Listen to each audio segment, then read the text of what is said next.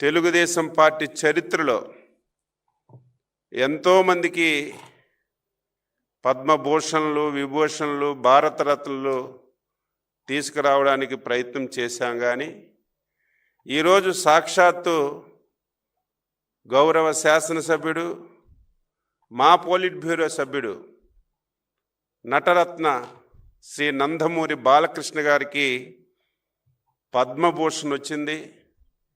Polit bureau గౌరవ ముఖ్యమంత్రి గారు, జాతీయ పార్టీ అధ్యక్షులు గారు ఆధ్వర్యంలో ఏకగ్రీవంగా అభినందిస్తూ తీర్మానం చేసి ఆయనకి అభినందనలు కూడా తెలియచేశామని చెప్పి ఈ సందర్భంగా తెలియచేస్తున్నాను. ఏదైతే ఉగ్రవాదులు దాడి చేసి 27 మందిని పొట్టన పెట్టుకున్నారో, ఈరోజు కేంద్ర ప్రభుత్వం కూడా ఒక కార్యక్రమాన్ని రూపకల్పన చేసింది, తిరంగ సభలు జరపాలని. అందులో భాగంగా Telugu Desam party, Janasena party, BJP party 16, 17, 18 3 రోజుల్లో ప్రతి నియోజకవర్గంలో తిరంగా ర్యాలీలు జరిపి సభలు జరపాలని చెప్పి నిర్ణయం చేశామని చెప్పి మీ అందరికీ తెలియజేస్తున్నాను. తెలుగుదేశం పార్టీలో సభ్యత్వం చేరిన వారికి గతంలో ఎవరైనా ప్రమాదవశాత్తు చనిపోతే 2 లక్షల రూపాయలు బీమా సౌకర్యం ఉండేది. దాన్ని 5 లక్షలు చేశాం.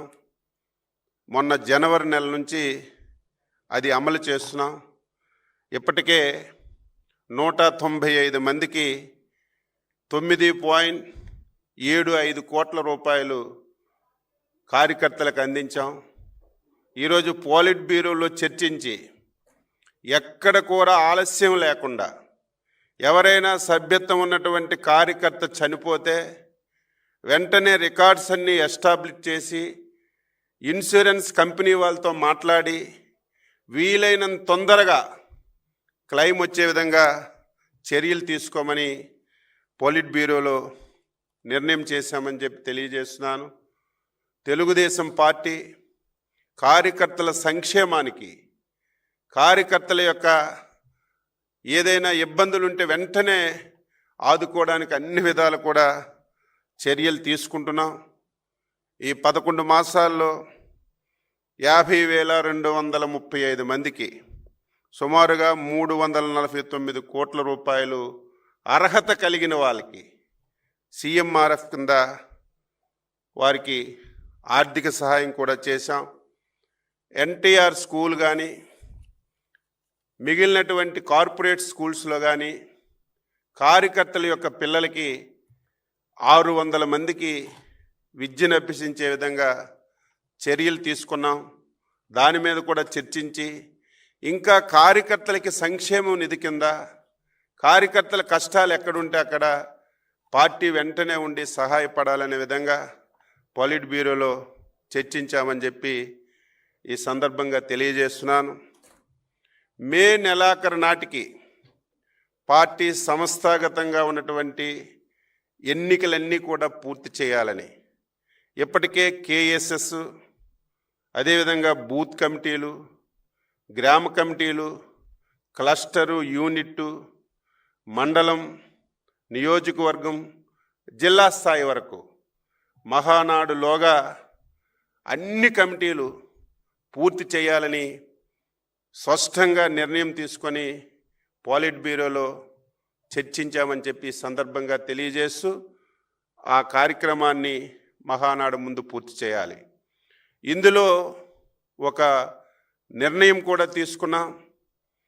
మండల పార్టీ అధ్యక్షులు ఎవరైతే 3 టర్ములు 6 సంవత్సరాలు ఉన్నారో వాళ్ళు దానికంటే పెద్ద పోస్టులోకైనా వెళ్ళాలి, ఇంకొక కమిటీలోకి వెళ్ళాలి తప్ప 3 సార్లు 6 సంవత్సరాలు చేసినటువంటి మండల పార్టీ అధ్యక్షుడిని మళ్ళీ వేరే దానికి ఇవ్వాలి తప్ప, వేరే పోస్టులో నియమించాలి తప్ప అదే పోస్టులో ఉంచకూడదని ఈరోజు పోలిట్ బ్యూరోలో నిర్ణయం తీసుకొని అది అమలు చేస్తున్నామని చెప్పి తెలియజేస్తున్నాను.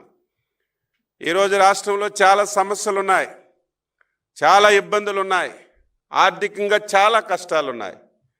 ఈ 11 మాసాల్లో ఎన్ని ఇబ్బందులున్నా, కష్టాలున్నా అభివృద్ధిని, సంక్షేమాన్ని సమాంతరంగా ముందుకు తీసుకెళ్తూ ఎన్నికల్లో ఇచ్చినటువంటి హామీలు, మేనిఫెస్టోలో ఇచ్చినటువంటి హామీలు కానీ, సూపర్ 6 కింద ఇచ్చినటువంటి హామీలు కానీ ఒక్కొక్కటి నెరవేరుస్తూ ముందుకెళ్తున్నాం.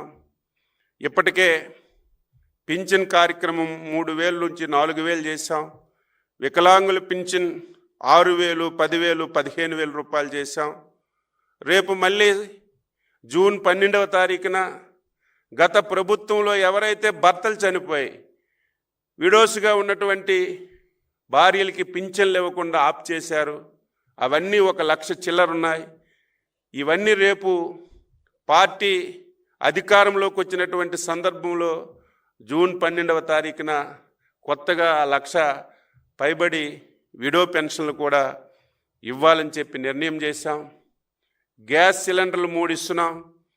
దీనివల్ల చాలా వరకు చర్చించి మనం గ్యాస్ సిలిండర్ తీసుకున్న తర్వాత లబ్ధిదారుల అకౌంట్లో డబ్బులు వేయడం వల్ల సాటిస్ఫాక్షన్ రావడం లేదని దానికి స్వస్తి పలికి 3 గ్యాస్ సిలిండర్లకి ముందే లబ్ధిదారుడి అకౌంట్లో మేము డబ్బులు వేసేస్తాం.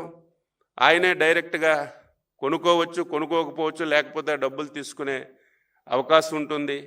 ఇది ఒక మంచి నిర్ణయం. ముఖ్యమంత్రి గారు ఈరోజు పాలిట్ బ్యూరోలో నిర్ణయం తీసుకొని జనసేన, బీజేపీతో మాట్లాడి ప్రభుత్వంలో ఈ ఆదేశాలు ఇవ్వడానికి నిర్ణయం చేశాం అని చెప్పి సందర్భంగా తెలియజేస్తున్నాను.